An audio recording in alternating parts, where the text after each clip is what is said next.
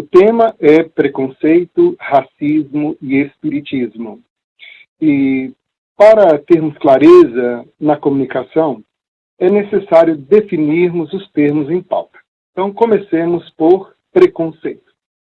Para entendermos melhor a palavra preconceito, é necessário analisarmos o que significa conceito. Ora, conceito é a ideia que se faz de algo ou alguém, fruto do conhecimento, da análise, da reflexão, através do tempo.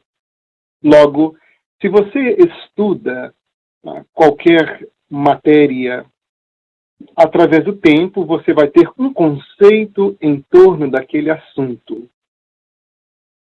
Ou você terá uma ideia em torno de algo, no entanto, é fruto da reflexão através do tempo, através da análise. Então, o que seria o preconceito? O preconceito é a ideia que se faz de algo ou de alguém sem conhecimento prévio, sem reflexão, sem análise. Você elabora a ideia sobre alguém ou sobre alguma coisa sem conhecer esta coisa ou a pessoa. O preconceito desta forma se torna muito prejudicial, porque nos pode levar a grandes equívocos. Há muitas coisas, muitas pessoas, que na primeira análise pode nos levar a ter uma ideia completamente diferente da realidade. É necessário fazer um conceito, fruto da reflexão através do tempo, consequência do estudo, da análise. Agora, preconceito é bastante prejudicial. Logo, existem bastante preconceitos, isto é, muitas ideias que formulam antes de conhecer algo ou alguém. Existem, por exemplo, preconceito religioso. Um indivíduo que formula a ideia de uma outra pessoa em função da religião que a outra pessoa professa. Existe preconceito linguístico. A pessoa que vive no mesmo país tem uma ideia formulada de uma outra pessoa que vive na outra parte do país, pelo simples fato que a outra pessoa fala o mesmo idioma, mas de uma forma diferente. Existe o preconceito de etnia. Se a criatura é de outro país, tem uma outra cultura, faz-se uma ideia antes de conhecer aquela criatura, pelo simples fato que a pessoa é de outra parte do mundo. Existe preconceito devido à orientação sexual do indivíduo. Esse tema em si requer todo um seminário. Preconceito, desta forma, é tudo aquilo que pensamos antes mesmo de nos dar a chance de conhecer o indivíduo ou qualquer coisa. E às vezes, quando o preconceito permanece simplesmente em nossa mente, pode nos privar do convívio de alguém. Mas o prejudicial em si é quando o preconceito se transforma em discriminação. O que seria a discriminação? É a ação negativa a alguém em função do preconceito que se faz deste alguém. Por exemplo, discriminação por idade. Ou melhor, preconceito por idade. A criatura, sendo um empreendedor, tem uma ideia pré-concebida que pessoas depois de certa idade têm uma produtividade muito baixa. Qual seria então a discriminação? Não empregar ninguém acima da suposta idade.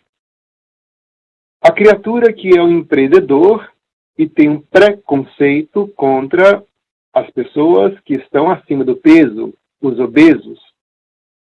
Essa pessoa formula a ideia de que os gordinhos têm uma produtividade baixa. Qual que seria a discriminação? Seria não empregar pessoas obesas. Pessoas que têm a ideia pré-concebida por etnia, achando que esta ou aquela pessoa desta ou aquela origem são preguiçosos. Qual que seria a discriminação? Não empregar pessoas daquela etnia. Então, a discriminação, ela se manifesta de diferentes formas, devido ao preconceito que se faz. E cada assunto que abordamos aqui, cada um destes temas levaria toda uma palestra, mas hoje estaremos concentrando sobre o preconceito devido à raça que a pessoa supostamente tem. E já explicarei por que desse supostamente. O preconceito racial leva à discriminação. Em um empreendedor, por exemplo, não empregar alguém da cor supostamente inferior à sua. E quem tem esse tipo de preconceito é uma pessoa bastante desinformada, porque não há nenhum espaço para racismo com os conhecimentos odiernos que nós temos agora.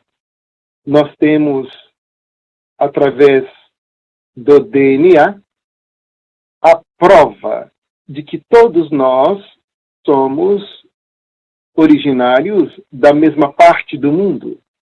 Nós temos um outro ramo da ciência, a chamada antropologia. Antropo significa homem, logia, estudo. Estudo do homem através do tempo. Nós temos a arqueologia, que estuda os objetos utilizados pelo homem. Homem aqui eu não estou me referindo ao indivíduo do sexo masculino, e sim a criatura do gênero humano, que engloba ambos os sexos. Temos, desta forma, a paleoantropologia, paleo muito antigo, a ciência que estuda a evolução dos homens muito antigos.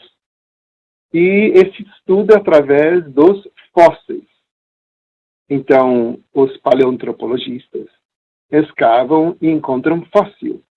E através de um estudo da decomposição do carbono 14, chega-se à idade daquele fóssil.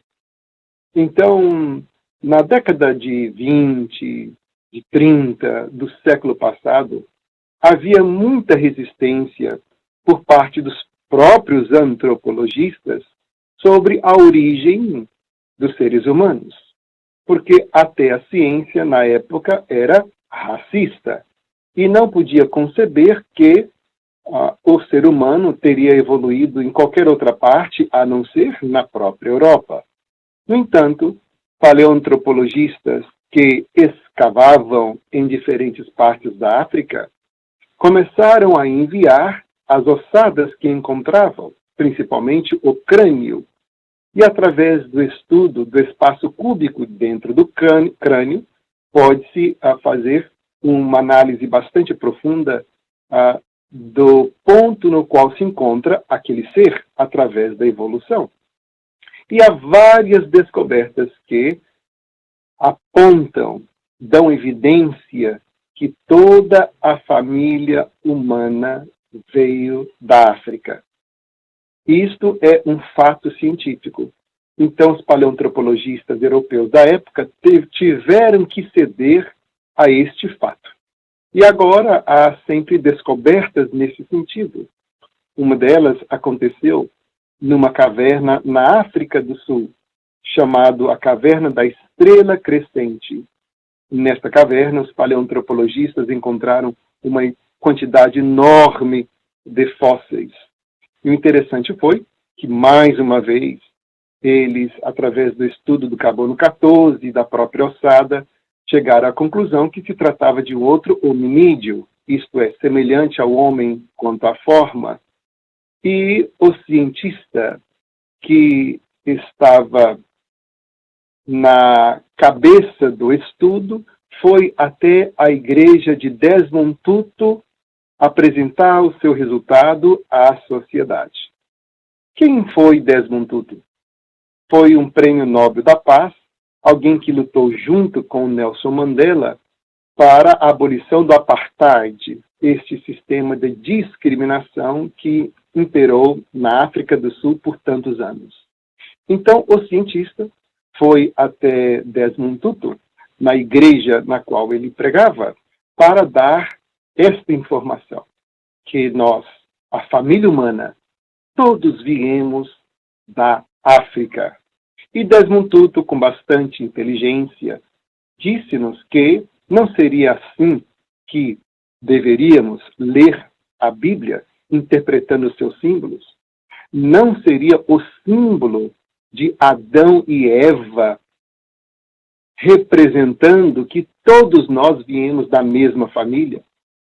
Não que deveríamos tomar literalmente a narrativa de que houve apenas o homem, Adão, e a mulher, Eva, mas que eles representam a simbologia que todos nós temos a mesma origem. Então, tanto do ponto de vista religioso quanto do científico, nós temos a informação que todos nós somos da mesma família, a família africana. E alguns, então, se perguntam, mas por que nós somos tão diferentes uns dos outros? É porque o nosso organismo, o corpo que utilizamos, tem uma capacidade incrível de adaptação. Para simplificar, suponhamos que você saia daí da Geórgia, um local mais ou menos quente, e muda-se para o extremo norte do Canadá. Chegando lá, você vai sentir um frio intenso. É bem provável que terá dor nos ossos. Mas com o passar do tempo, o seu corpo adaptar-se-á ao clima do Canadá. Não é que você deixará de sentir frio, mas não será tão intenso quanto antes, porque houve uma adaptação do corpo. Imagine, então, essa capacidade fisiológica da qual nós possuímos através dos milênios. Então, o que aconteceu? Para simplificar, suponhamos que o meu celular é o planeta Terra. Então, nós temos aqui, mais ou menos no Equador, o continente africano e vários locais da própria África, do qual saímos.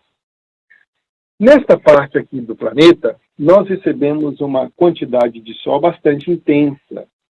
E o Sol, ele é a fonte de vida, em todos os sentidos. Não se trata de uma afirmação poética, é algo científico. Mas para o tema aqui da nossa palestra, uma das funções do Sol é fazer com que nós produzamos a vitamina D, que é essencial para muitas funções fisiológicas celulares.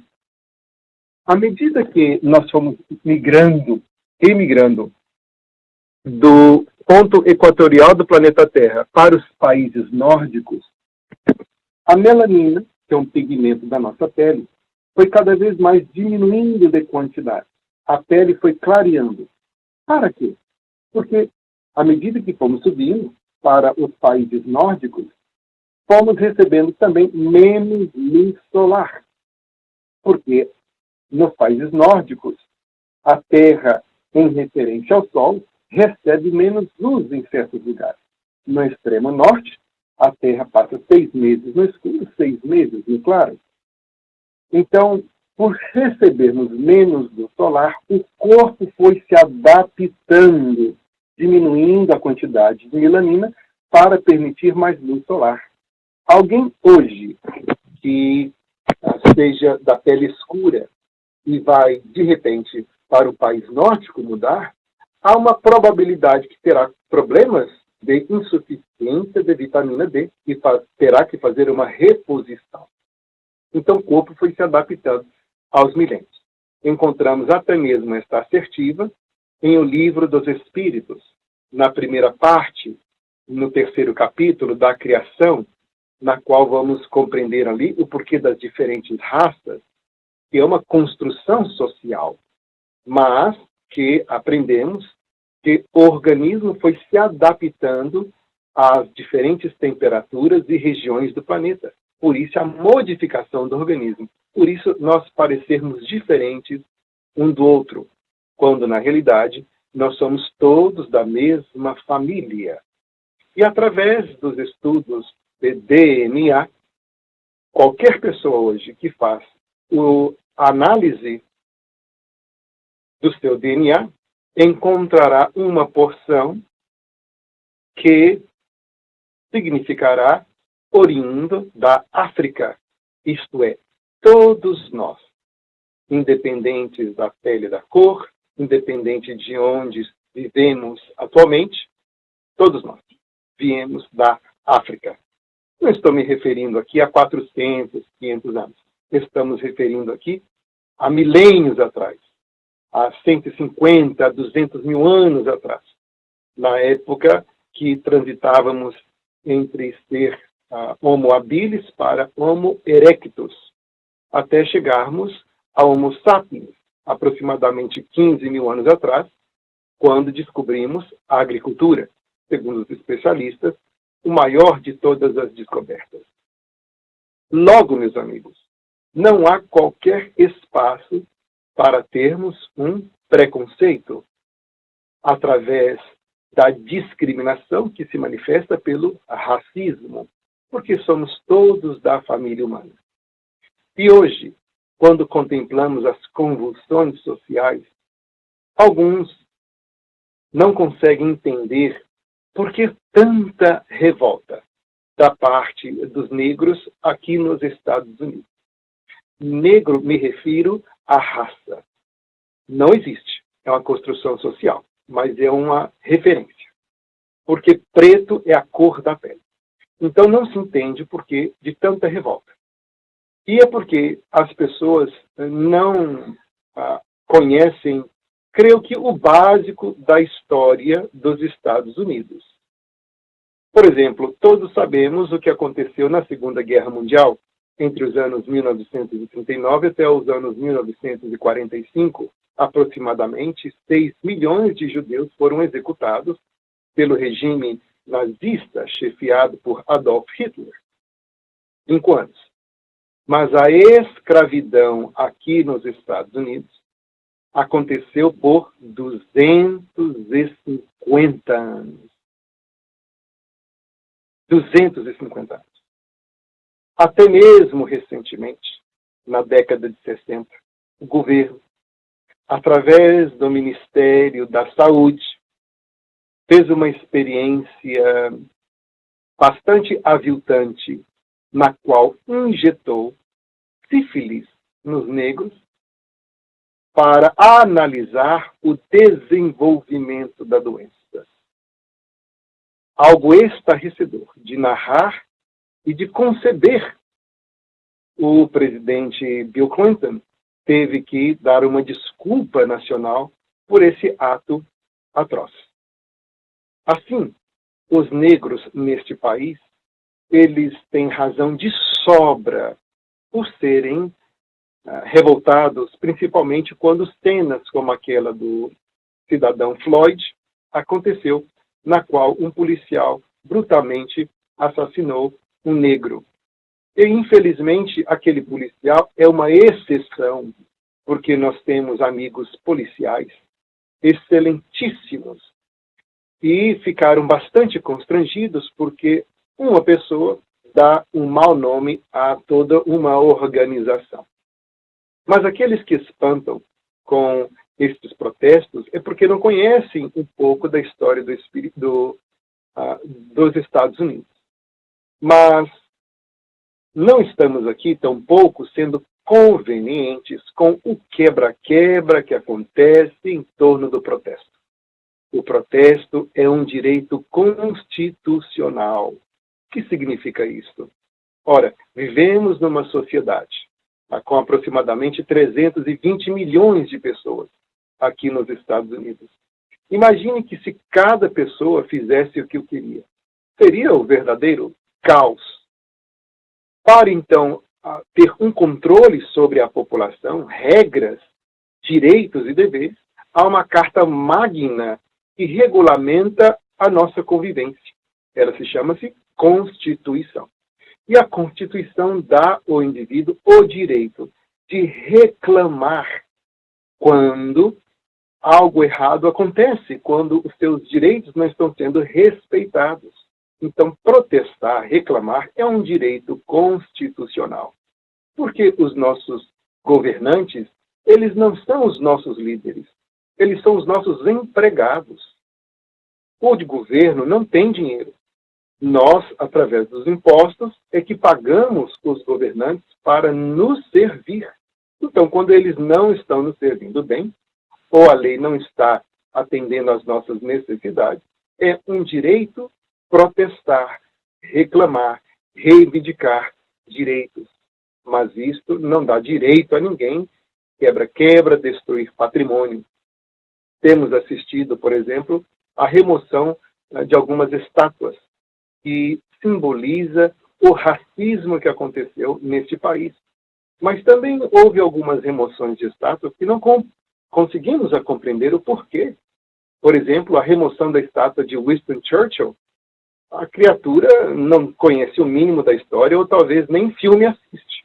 Porque Winston Churchill, ele foi o responsável por parar a força belicosa de Adolf Hitler.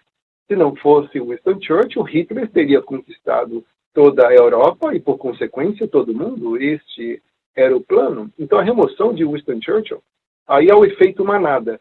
As pessoas entram num protesto sem saber o porquê estão protestando e começa os quebra-quebras, as invasões de lojas, o que não é do direito de ninguém. Agora, protestar, sim, este é um direito, porque através do protesto modifica-se as leis, mas não haverá qualquer lei que imponha ao indivíduo amar uma outra criatura. Isto será resultado da compreensão profunda de quando chegarmos ao entendimento que fazemos parte da mesma família, a família humana. Não há raças, há sim a família humana, e o organismo adaptou-se a diferentes partes do mundo. Mas, infelizmente, o que acontece hoje é ainda esta ideia primitiva do complexo de superioridade. E alguns vão até mesmo afirmar, mas nós vemos as estatísticas que comprovam que certa raça, de fato, comete mais crime. Eu trabalhei numa penitenciária por 12 anos. E, de fato, a maioria da população daquela penitenciária eram negros. Mas eles não cometeram crime porque eram negros. É a condição social na qual eles se encontravam que propiciaram os encontros, os delitos, as situações. Porque a pobreza, mesmo que não garanta que vá converter um indivíduo em um criminoso, de fato, torna a pessoa mais vulnerável à criminalidade. E vemos ali, com bastante tristeza, meninos de 18, 19 anos, com um histórico devido às condições locais, devido à pobreza, que dificilmente sairia daquela situação por outros meios e buscam os meios ilícitos, que seria a criminalidade.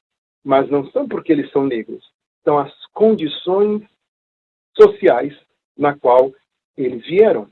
Daí, quando se fala em leis de igualdade, em justiça, é para providenciar a todos as mesmas oportunidades de promoção social. Porque até hoje os efeitos da escravidão repercutem. Por exemplo, quando começou a pandemia e começaram a fazer os dados, as estatísticas para saber quem são as pessoas que estavam morrendo, chegou-se à conclusão que as minorias estavam morrendo desproporcionalmente, principalmente os negros. Os estudiosos em torno do assunto levantaram a hipótese que a pandemia, a Covid-19, estava matando os negros por causa dos hábitos alimentares dos negros. E por quê? Porque, como é do conhecimento de vocês, a Covid-19 ela tem uma letalidade maior nas pessoas portadoras de comorbidade. O que é uma comorbidade? Seria uma doença que a pessoa já tem. Então surge uma outra doença, então 2, 3, 4 doenças ao mesmo tempo naquele organismo. E as comorbidades que tornam a criatura mais vulnerável à letalidade do Covid-19 estão relacionadas aos hábitos alimentares. Hipertensão, de onde surge? Do excesso de consumo de sal. Diabetes, de onde surge? Do excesso de consumo de açúcar, a carne vermelha. Então, o organismo, que é uma máquina celular, vai desgastando com o tempo, através dos maus hábitos alimentares. E, de fato, os negros têm uma comida muito típica da cultura, chamada soul food, deliciosa, no entanto, rica em sódio, em gorduras não saturadas, o que leva os negros a terem hipertensão e diabetes desproporcionalmente. O que levaram, então, à morte de negros desproporcionalmente em comparação às outras raças. Mas outros negros estudiosos trouxeram uma outra explicação do fenômeno. E qual foi? Deram a este resultado a atribuição da escravidão. A escravidão foi responsável por muitas pessoas morrer de Covid-19. Alguém então perguntará, mas como é possível algo que aconteceu tanto tempo antes ter um reflexo até hoje? Explicaremos. Quando chegou aqui, em épocas passadas, o irlandês, francês, espanhol, essas pessoas aqui chegaram para fazer fortuna. Então, se eu hoje sou um herdeiro de um irlandês, é bem provável que com essa herança genética também veio a herança financeira. Então, meu tataravô chegou aqui para fazer fortuna, transmitiu esta fortuna para o meu tataravô, que depois transmitiu para o meu bisavô para o meu avô, chegando no meu pai, e o meu pai teve os meios financeiros para me proporcionar um estudo acadêmico bastante significante, que me garante uma profissão bastante remunerada. Então, quando chega uma pandemia como esta, e o governador de cada estado tem autoridade de dizer que todos têm que ficar dentro de casa, eu tenho o luxo, através desse trabalho remunerado, um trabalho de escritório, de ficar desde a minha casa me protegendo. Agora, se eu sou negro, o meu tataravô não chegou aqui para fazer fortuna. Chegou aqui para ser usurpado, aproveitado para os trabalhos braçais, na plantação de algodão, colheita. Então, o meu tataravô não teve nada para passar para o meu tataravô. O meu tataravô, pouco menos, para o meu bisavô. O meu bisavô não passou quase nada para o meu pai. O meu pai teve uma situação muito vulnerável e que não me proporcionou uma infância rica de oportunidades, pelo contrário. Então, eu, neste contexto social, tive que me submeter a trabalhos braçais, como, por exemplo, dirigir ônibus. Então, quando o governo declara a quarentena, eu não posso me dar o luxo de ficar em casa e me protegendo. Eu tenho que me expor ao Covid-19 porque eu sou motorista de ônibus. Eu sou considerado uma atividade essencial. Não posso correr da minha responsabilidade. Então, ao dirigir o ônibus, permanecer mais exposto ao contágio do Covid-19 e por isso que eu pereci. Então, veja as explicações. Veja os pontos de vista e como que tem fundos de verdade, de fato. É necessário, então, enxergarmos o ponto de vista das outras pessoas, para que venhamos ter um entendimento global das situações. E nós, espíritas, porque até agora eu falei que qualquer materialista poderia compreender os argumentos, mas nós, espíritas, temos ainda argumentos de sobra para que não haja qualquer tipo de preconceito. Mas é interessante que o preconceito, ele está tão embustido em nosso comportamento que às vezes temos preconceito sem sabermos que temos preconceito. Às vezes escuto de certas pessoas o seguinte: tome cuidado com brasileiro, e brasileiro aqui não presta. Quando a pessoa me traz essa informação, eu abro o olho bastante arregalado para esta pessoa que está me trazendo a informação. Porque se sabe que não presta, porque pode identificar. E a criatura teve a oportunidade de viajar, como dizia Mark Twain, um grande escritor, que viajar mata o preconceito. Porque você descobrirá que há pessoas boníssimas e pessoas ruins por toda parte. Não se trata de uma característica racial. É uma condição humana, dependente do indivíduo. Mas nós espíritas sabemos que a maldade ou a bondade não tem absolutamente a ver com a raça, e sim com a evolução espiritual do indivíduo, que se encontra temporariamente numa condição infantil e por isto faz aquilo que rotulamos de maldade. Mas nós reencarnamos na raça, na condição social, na etnia, de que mais carecemos para a nossa evolução espiritual. E se abusarmos desta ou daquela raça, a probabilidade é que reencarnaremos na raça oposta para aprendermos a respeitar, a amar aquele povo. Porque nós somos uma família humana e o Espiritismo não detém a nossa família apenas aos seres humanos, e sim a toda a extensão dos seres viventes, como fazia São Francisco de Assis, amando os animais, o reino mineral e assim sucessivamente. Então, quando há este abuso, há reações para nós mesmos. Para exemplificar, o livro Renúncia. Que livro fantástico. Abrindo aqui um parêntese. Quando começou a quarentena, eu tive a tristeza de escutar alguns amigos me dizendo que aproveitariam a quarentena para reassistir toda a série do Netflix. Ou que volveria a rever toda a novela no YouTube. E veja só que a pessoa está num constante buscar de entretenimento, de passatempo, quando poderia estar buscando esclarecimento para a mente. Porque o entretenimento, ele passa o tempo, mas não lhe provê com estruturas psicológicas para superar os problemas.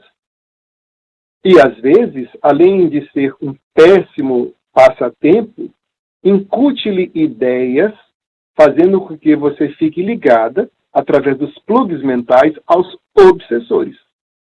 Porque os obsessores, eles não criam, eles aumentam aquilo que carregamos dentro de nós mesmos.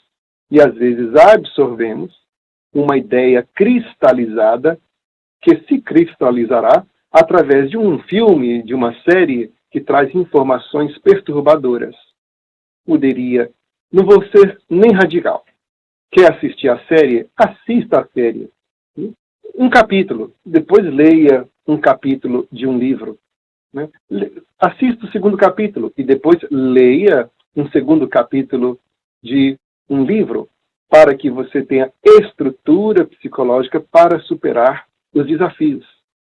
Preocupamos mesmo com os tempos odiernos, porque psicologicamente nós não estamos preparados para tanta tecnologia, tanta informação, tanta distração.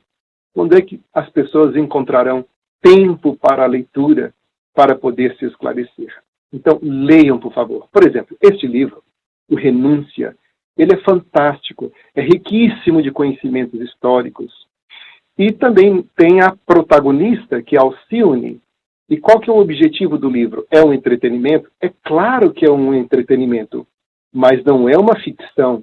A história é verídica, ela aconteceu, e este espírito iluminado reencarna para auxiliar todo um grupo de pessoas. E através daquele exemplo constante da superação dos desafios, pelos quais ela transcorre durante toda a trajetória de sua reencarnação, dá a nós meios de superarmos os nossos problemas. Porque você lendo, estudando, analisando como que alguém triunfa, você encontra meios também de triunfar. Após ler o livro, o seu problema fica deste tamanho. O problema não desaparece. O problema também não muda de tamanho. O que muda, na realidade, é a nossa percepção que agora passamos a enxergar o problema deste tamanho. Leia, por favor. É riquíssimo de conteúdo histórico. Narra a história das pessoas que vieram da Europa por dificuldades financeiras ou por escaparem das perseguições religiosas e aqui conseguiram um local que pudessem amar, cultuar o Deus do seu gosto, e narra que eles vinham com muitas saudades da Europa. Tanto vinham com saudades que traziam tudo o que podiam carregar no navio para os Estados Unidos. Sementes, mas traziam também aquela vontade de estar no ambiente de onde saíram. Então eles saíam da Europa de um local chamado York. Saíam de lá de um local chamado Jersey. Saíam de lá de um local chamado Ark, England.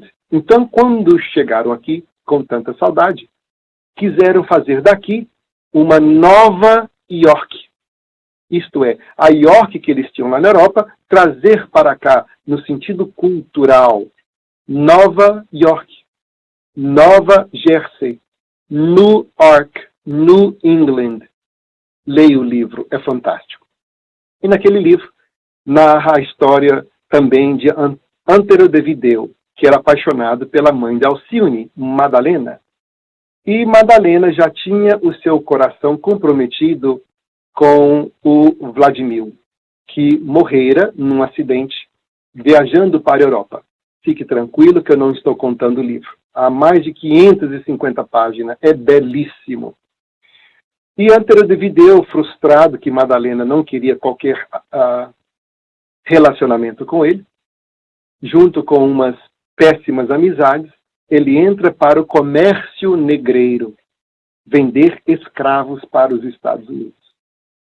E assim ele adquire uma fortuna significante e criaturas ambiciosas daquele poder econômico de sua posição no comércio dos escravos mata-o de forma sinistra.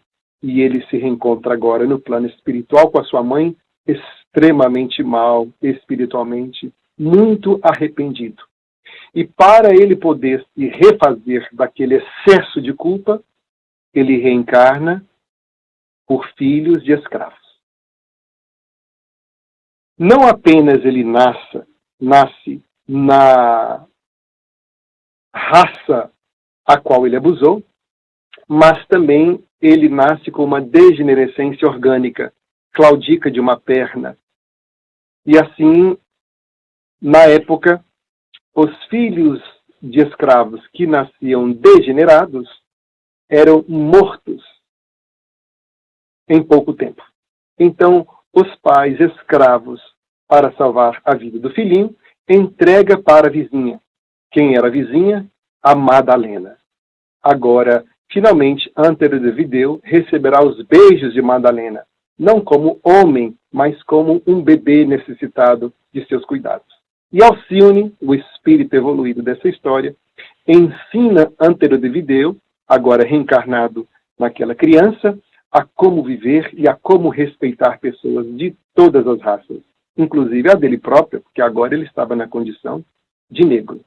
Ele, então, desenvolve o ofício de tocar o violino, e aos 16 anos, sem que seja culpa do condutor de cavalos, tanto quanto a dele, ele é atropelado. E neste íntere, a Alcione é chamada para despedir dele, e ele, agonizante, fala para a irmã que ele já não via mais as pernas degeneradas. As pernas estavam curadas. Isto é, ele estava se desfazendo um pouco do excesso de culpa, porque a dor física é o meio de expurgar as mazelas espirituais. Por isso que o sofrimento é uma bênção do ponto de vista da reencarnação. E ele se vê livre daquela situação. Assim, meus amigos, não há espaço para preconceito. Qual é a nossa sugestão para a reflexão de vocês? Dê-se a oportunidade de conhecer o outro. Não discrimine. Isto é, tome uma atitude por causa do seu preconceito, da sua ideia que você fez antes deste ou daquele. Dê tempo ao tempo. Conheça a criatura primeiro. Não é ser inocente, ingênuo e ver bondade por toda parte, porque isso é tão prejudicial quanto enxergar maldade por todos os lados. É simplesmente dar o tempo para que você conheça a outra criatura. Às vezes esperamos que a pessoa tome a iniciativa. O vizinho é de uma outra etnia, o vizinho é de uma outra raça. Passamos pelo corredor, passamos pela rua e ninguém fala nada. E a pessoa então chega à conclusão: eu não disse bom dia porque ele não me disse bom dia. Ora, que evangelho é este que a criatura está seguindo? Porque o Cristo nos convocou para que amássemos uns aos outros, fazer aos outros o que queríamos que os outros nos fizessem. O que é que eu quero que o outro me faça? Eu gostaria que o outro me dissesse bom dia. Então eu tomarei a iniciativa de dar bom dia. Se eu espero que o outro me dê bom dia, eu estou vivendo sobre uma outra máxima, que não é a do Cristo. Fazer aos outros depois que os outros lhe façam. Não é esta a máxima. A máxima é para nós tomarmos a iniciativa. Assim por toda parte, na via pública, em nosso trabalho, tomemos a iniciativa, conversemos, porque as pessoas são pessoas, independentes da atual vestimenta indumentária fisiológica que estão portando na atual reencarnação. Somos todos procedentes da mesma família africana, segundo os fatos da ciência. Segundo as máximas espirituais, somos todos irmãos. Porque quando proclamamos Pai Nosso que estás nos céus, nesta primeira frase já estamos afirmando que se o Pai é nosso, somos então, por consequência, todos irmãos. E por sermos irmãos uns dos outros, o nosso dever é amar uns aos outros, como Cristo nos disse, como Ele nos amou. Como é que o Cristo nos amou? Será que o Cristo esperou perfeição da gente? Será que o Cristo esperou que nós fôssemos do mesmo nível espiritual dele para ele nos amar? Será que o Cristo esperou que tivéssemos o mesmo nível cultural que ele tinha? Será que o Cristo esperou que nós fôssemos do mesmo nível social? Porque ele esteve com ricos e fora criticado porque ele não era rico financeiramente. Então, é estarmos dispostos a amar a todos, porque compreendemos que todos somos nossos irmãos. Então está aí a nossa sugestão. Dê tempo para conhecer o outro. Tome você a iniciativa. Tem uma criatura de outra etnia no seu condomínio, na sua rua, cumprimente essa pessoa primeiro. Não espere a outra pessoa tomar a iniciativa. No seu trabalho, converse com todos. Não porque a pessoa é apenas brasileira, ou porque a pessoa veio de Goiânia, você só se relaciona com quem é de Goiânia? Não. Relacione com todos, para que nós venhamos, de fato, exercer esta doutrina pulsante em nossos corações, através dos pensamentos, palavras e atos. Muito obrigado pela atenção de vocês. Mestre Jesus, irmão sublime de nossas almas, médico de todos nós, solicitamos, Senhor, nesta manhã, que dê a todos nós a percepção da beleza da vida. Ajude-nos a compreender que os desafios são todos oportunidades de crescimento e que tudo que nos acontece é sempre para o nosso enriquecimento espiritual. Dê, Senhor, aos chefes de Estado de todo o mundo, deste país, do Brasil, de onde somos remanescentes, da China e de outros lugares, a sabedoria de que necessitam para conduzir este mundo para o rumo de mais justiça, mais igualdade social, para que, de fato, juntos possamos construir esse tão esperado mundo de regeneração, que não parte dos governos, mas começa da transformação de nós mesmos.